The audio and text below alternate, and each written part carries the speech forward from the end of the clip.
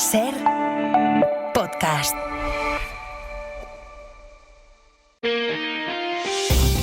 Las 7 de hoy por hoy. Ser podcast. Hola, buenos días. Luis Rubiales va a recurrir la sentencia de la Audiencia Nacional que le condena por agresión sexual en el beso no consentido a Jenny Hermoso, pero que le absuelve del delito de coacciones. El juez de la Audiencia respalda el testimonio de la futbolista, dice que no hubo consentimiento y reconoce que la Federación Española de Fútbol intentó presionar a la jugadora y a su entorno para limpiar la imagen de Rubiales, aunque cree el magistrado que esas presiones no fueron lo suficientemente violentas o intimidatorias como para entender que implican un delito de coacciones. Y esa última parte es la que ha sorprendido a las compañeras de Jenny Hermoso. Isabel Fernández Pedrote, buenos días. Hola, Sastre, buenos días. Lo que puedo decir es que me parece acertada la condena por agresión sexual. Lo que me parece algo llamativo, raro, me parece que no haya condena por las coacciones. Anoche, la capitana de la selección, Irene Paredes, quiso poner el foco en esas presiones que el juez sí considera probadas, cuando, por ejemplo, Jorge Vilda le dijo al hermano de Hermoso que a ella le quedaba poco y que si defendía a Rubiales podían tener alguna deferencia, que si no, le iría mal. La Fiscalía está estudiando recurrir. La condena se queda, por tanto, en la mínima, descarta la prisión y le impone la multa más baja posible por tratarse, dice el juez, de un hecho aislado. En total, una multa de 18 meses, que son 10.800 euros. También le obliga a indemnizar a la víctima con 3.000 euros y a pagarle la mitad de los costes del proceso. Tampoco podrá acercarse a Jenny Hermoso a menos de 200 metros durante un año. La noticia de la madrugada, y seguro que en la crónica internacional por lo menos lo va a ser en buena medida también del viernes que está empezando, está en Israel. El ejército de Netanyahu ha denunciado esta madrugada que uno de los 4 cuerpos que Hamás devolvió ayer en una ceremonia propagandística, que la ONU ha tenido que condenar por la crueldad de la puesta en escena, no se corresponde con el de la mujer de 32 años que se habían comprometido a entregar. Esto supone, por tanto, una vulneración del acuerdo del alto el fuego. Vamos a Beirut. Miguel Flores, buenos días. Buenos días. Dudas este viernes en Israel por los cuerpos entregados por Hamás ayer jueves. El ejército dice que uno de los 4 no se corresponde con el de la rehén Shiri Vivan, madre de los hermanos Ariel y Kfir. Tanto Shiri como los 2 niños, que tenían 4 años y 9 meses aquel 7 de octubre de 2023, murieron en Gaza 2 meses después de ser secuestrados, en noviembre, por un ataque aéreo israelí. Israel rechazó entonces negociar la recuperación de sus cadáveres, acusando a Hamás de guerra psicológica. Nadie sabe aún de quién es el cuerpo que Hamás ha devuelto en las últimas horas, y el ejército israelí asegura que no se corresponde con el de ningún rehén. En el sur de Tel Aviv han explotado esta noche 3 autobuses vacíos. No ha habido víctimas y el gobierno de Benjamin Netanyahu ha activado de inmediato un operativo antiterrorista de alta intensidad en Cisjordania. En el último mes, Israel ya ha estado llevando a cabo una ofensiva a gran escala en distintos puntos de Palestina, como el campo de refugiados de Jenin. Israel pues asegura que uno de los cadáveres que entregó Hamás no corresponde a ningún rehén. Es 21 de febrero. Hoy por hoy noticias. Con el acuerdo del alto el fuego para Gaza pendiendo de un hilo a la espera de ver cuáles son las reacciones que toma hoy Tel Aviv, Netanyahu, a partir de esta noticia que ha anunciado esta madrugada, y a las puertas, en todo caso, de una negociación para la paz en Ucrania en la que ni Trump ni Putin pretenden contar con Europa. El caso es que la OTAN está apretando a los países que todavía no gastan el 2% de su PIB en defensa. Y entre los señalados está España. El secretario general de la OTAN, Mark Rutte, dejó ayer bien claro que los 10 países que aún no cumplen con esa exigencia tendrán que hacerlo antes de verano. Si no, advierte, la llamada incómoda no será la suya. Será, dijo, la de un hombre muy simpático en Washington, Trump, que tiene aún más prisa que él. Esta fue la expresión literal, textual, que utilizó el secretario general de la OTAN, Rutte, para referirse a Donald Trump. Dijo, les llamará un hombre muy simpático de Washington. A esto respondió anoche aquí en la SER el ministro de Exteriores, Álvarez, que estuvo en Hora 25. No se trata de lanzar porcentajes de manera mágica, que nadie entiende cómo se ha llegado a esos cálculos. Porque cuando estamos hablando de incrementar un punto, un 1% del PIB de cualquiera de nosotros, que somos países riquísimos, es simplemente inalcanzable con el presupuesto nacional. Señaló una de las claves principales: España, que por el momento no tiene presupuestos, ni en este momento mayoría como para poder aprobarlos, no puede cumplir con esa exigencia del 2% de Rutte, que pide además para antes del verano. Javier Ruiz, buenos días. Buenos días. El ultimátum y las prisas de Rutte chocan con la realidad presupuestaria de España y con la realidad legal de Europa. España no tiene ahora mismo un presupuesto que le permita ampliar unos 8.000 millones en apenas unos meses el gasto en defensa. pero es que, además de faltar dinero, falta un marco legal. La Unión Europea tiene normas de déficit y normas de deuda que no permiten tener un agujero presupuestario por encima del 3% y un nivel de deuda que supere ciertos umbrales. España ha estado recortando tanto lo uno, déficit, como lo otro, deuda. Intentar gastar todo ese dinero ahora significaría aumentar primero el agujero presupuestario y segundo el volumen de deuda. Es ahora mismo legalmente imposible y presupuestariamente imposible llegar en semejantes plazos. La Complutense de Madrid investiga a Juan Carlos Monedero, fundador de Podemos, por acoso sexual. Lo ha denunciado un estudiante. Son ya al menos 3 las mujeres que lo han señalado por violencia o acoso sexual y Podemos tiene constancia de al menos 2 casos desde 2023. Entonces le apartaron de toda actividad del partido, pero siguieron invitándole a actos o elogiando públicamente su labor. Nadie en Podemos se ha pronunciado hasta el momento. Laura Gutiérrez. Sí, la Complutense está investigando si Juan Carlos Monedero, profesor de Ciencia Política, pudo acosar sexualmente a una alumna que lo ha denunciado ante los órganos competentes de la universidad. Es un expediente de información reservada, es por tanto confidencial. La universidad ha activado el protocolo de actuación frente al acoso sexual, como ha confirmado a la SER la delegada de Igualdad del campus. Esto implica que este acoso ha tenido que ocurrir dentro de las instalaciones de la universidad, en algún centro dependiente o en un colegio mayor. Es una situación de acoso ya no en actos de partido, sino en un entorno educativo. Estos expedientes, según fuentes de la universidad, tardan unos 3 meses en resolverse, con lo que todo apunta a que es una denuncia más o menos reciente. Si prospera el expediente, el siguiente paso, inspección de servicio, que es quien impone la sanción si lo considera oportuno. Profesoras de esta universidad, consultadas por la SER, aseguran que Monedero siempre ha tenido una actitud que califican de avasalladora con las docentes mujeres, tanto en la propia universidad, nos dicen, como en reuniones sociales fuera del campus. El comisario de policía que este verano mató en Barcelona a su pareja y también a su exmujer y después se suicidó, mantiene hoy todas las medallas y condecoraciones del Gobierno y de la Generalitat. 6 meses después del doble crimen machista, solo la Guardia Urbana de Barcelona y el Ayuntamiento de Lleida han puesto en marcha los trámites para retirarle las distinciones. El resto de administraciones, que son la mayoría, mantendrán las medallas al asesino porque la normativa les impide retirárselas. Barcelona, Andrea Villoria. Hoy se cumplen 6 meses exactos de este momento. De los aplausos con los que cientos de personas rompían el minuto de silencio por el crimen machista de Pilar y María Àngels en Rubí y Castellbisbal. Ellas eran la pareja y la exmujer del comisario jubilado Juan Fortuny, que llegó a ser número 2 de la Policía Nacional en Cataluña y que se suicidó después de matarlas porque ambas habían roto con él. El delegado del Gobierno, Carlos Prieto, però sí, ens estan plantejant evidentment la retirada de les condecoracions. Anunció entonces que estudiarían retirarle las decenas de condecoraciones que todavía hoy conserva y que va a mantener. Medallas de la Guardia Civil, Policía Nacional, Mossos d'Esquadra, Ejército, Delegación del Gobierno y Ministerio de Interior y Defensa, que no pueden retirarle, nos dicen, porque la normativa no lo permite, ya que no contempla casos de asesinato.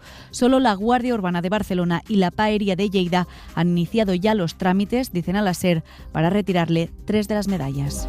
SER Podcast. Les adelantamos en la SER esta mañana que la justicia ha vuelto a reconocer el permiso parental retribuido de 8 semanas y esta vez condena al Servicio de Salud de Castilla-La Mancha por negárselo a una médico de un hospital público. La sentencia le obliga a indemnizar a la médica con 30.000 euros. Mariola Lurido. Es la segunda sentencia en poco más de 2 meses que reconoce el permiso parental retribuido para el cuidado de los hijos. En este caso, un juzgado de Cuenca da la razón a una médica del Hospital Virgen de la Luz que pidió el permiso durante 4 semanas para cuidar de su hija menor de 8 años. La gerencia se lo denegó. La madre recurrió invocando la directiva europea que España todavía no cumple y ha ganado. La jueza obliga al Servicio de Salud de Castilla-La Mancha a indemnizarla con hasta 30.000 euros. Eva Fernández de la CSIC. Esperamos una avalancha de sentencias en la misma línea.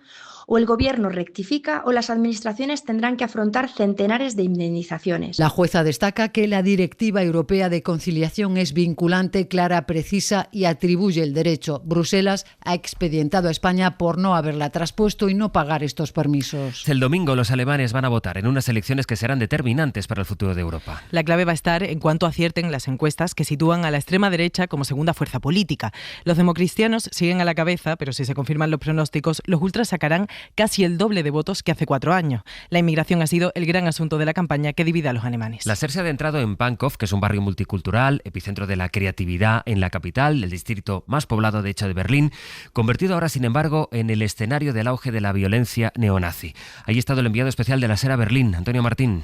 Pankow, al norte de Berlín, es un distrito tradicionalmente de izquierdas, gobernado ahora por los verdes, pero donde solo el pasado año se duplicaron las agresiones homófobas, racistas o por odio político en comparación con el año anterior. Como sucede en otras partes de Alemania, un grupo sobre todo juvenil de extrema derecha actúa en el barrio después de propagar sus ideas por redes sociales. Carolina Caicedo pertenece a una asociación antirracista del distrito. Reparten propaganda neonazi en las puertas de los colegios, nos cuenta, así como intentan captar a los primeros votantes en actividades deportivas en las que aprovechan para culpar a los inmigrantes de la falta de empleo o de vivienda. El pasado año hubo sobre todo agresiones a personas homosexuales y actos antisemitas, nos cuenta Carolina, cuya organización da asistencia psicológica y jurídica a las víctimas y alerta también del riesgo de las elecciones del domingo. También en Pankow se espera una subida de los ultras, aunque confían estas activistas en que no lleguen al gobierno federal. Una cosa más, aquí en España hoy van a pasar a disposición judicial los primeros detenidos relacionados con el narcotúnel que la Guardia Civil ha descubierto en Ceuta, 12 metros de profundidad, 50 metros de largo. Miguel Ángel Mendoza.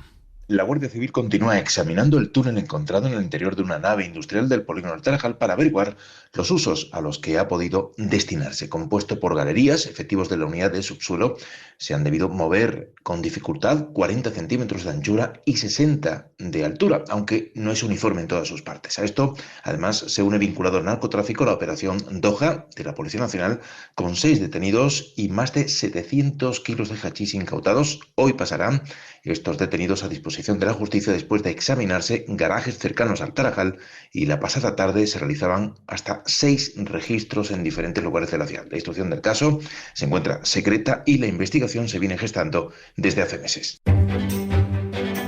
Hoy por hoy noticias. SER Podcast. A esta hora de la mañana saludamos hoy a Pepe Las Marías, que está en Aragón, en Zaragoza. Hola Pepe, buenos días. Hola, buenos días. Y en Canarias, Agustín Padrón. Agustín, ¿qué tal? Hola, buenos días. Vamos a ir a Aragón en primer lugar porque en Teruel han comenzado ya las bodas de Isabel de Segura, o lo que es lo mismo, Pepe, la celebración de la leyenda de los amantes. Sí, desde ayer Teruel es una villa medieval del siglo XIII. Este mediodía se celebra la boda de Isabel con Pedro de Azágra porque su amado, Diego de Marcilla, que se había ido 5 años antes a hacer fortuna, no ha vuelto. A Isabel anoche le decían que Diego ha muerto, pero ella no se lo cree. Mañana me caso, madre, pero es el sábado cuando se cumple el plazo que otorgamos a Diego. Sé quién anunciaron su muerte. Pero es que no sé. Si Diego estuviera muerto, mi corazón me lo habría dicho. No vamos a hacer spoilers, sastre, porque la historia es conocida. Diego mañana por la tarde volverá, verá que su amada se ha casado con otro hombre, le pedirá un beso, ella se lo negará y morirá. Y una de las escenas más esperadas va a ser la del funeral, que se celebrará el domingo por la mañana. A todo esto, hoteles, casas rurales y restaurantes de Teruel y de pueblos cercanos están llenos. Agustín, más de 30.000 árboles para replantar las zonas afectadas por el incendio del verano de 2023 en Tenerife. Sí, ya se han replantado esos 30.000 ejemplares. Se espera llegar a 40.000 a finales de este mes, a finales de febrero. Ya hay unas 500 hectáreas que se han repoblado, y lo principal también en este caso, con participación ciudadana muy variada a la hora de llevar a cabo la replantación, una forma también de concienciar del cuidado del monte. Se están plantando especies autóctonas que son más resistentes al fuego que las que había y que provocaron aquel gravísimo incendio hace año y medio. Hoy nos estamos fijando mucho en Teruel porque hay un pueblo, Pepe, en el que han puesto una cabina de teléfono para viajar al pasado. Sí, el pueblo se llama Tronchón, está en la comarca del Maestrazgo, tiene 70 habitantes y han colocado en el parking de la localidad una cabina de teléfono con un cartel que pone Cabina de la Memoria. Está iluminada por la noche y en el interior hay recuerdos de los vecinos más mayores plasmados en diferentes tarjetas, y también se recogen las memorias de los más jóvenes porque con el paso del tiempo, acabarán siendo huellas del pasado. Además, los visitantes de Tronchón pueden colaborar contando su experiencia en el pueblo a través de un código QR que hay en unas hojas dentro de la cabina. Se accede a una plataforma virtual donde dejar una nota. A todo esto, la cabina de teléfono, que estaba guardada en un almacén porque se quitó hace 20 años, pues una manera de conservarla es darle este curioso uso.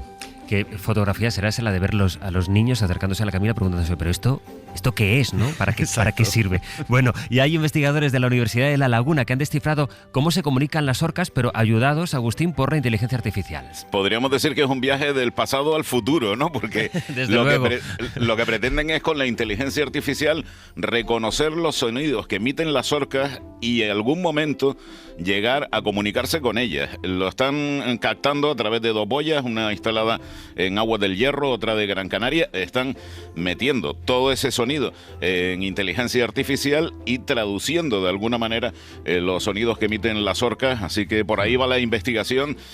Sería otra cabina muy diferente. Pero distinta.